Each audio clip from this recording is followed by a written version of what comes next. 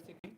So for hit and run cases where the vehicles are not identified, there this claim settlement officer is there, and from the deputy collectors we receive the proposal along with the medical report, along with the report from the police, FIR copy, everything, and then we process it here and send it to the insurance agency, who then approve the claim.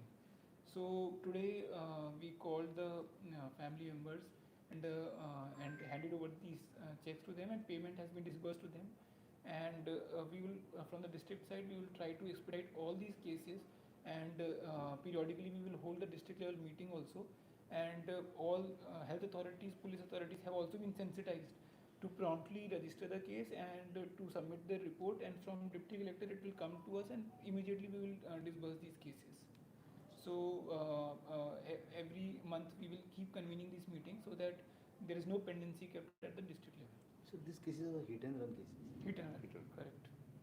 अभी कितना दो दिया है ना sir? दो कितने? And I think one is injury and one is death.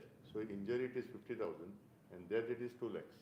So this is the first, actually in North Goa district, this is the first 2 cases which have been processed. So I think it is a very good thing, and it will create a necessary awareness that is required for people to apply and claim the money. How many cases are there like this, hit and run? Processing, we will have to check. Today's meeting will be doing so there that. are another couple of 2-3 cases are there. Those are also under process, and we will ensure that they are also promptly cleared. Yeah. Thank you. Thank you.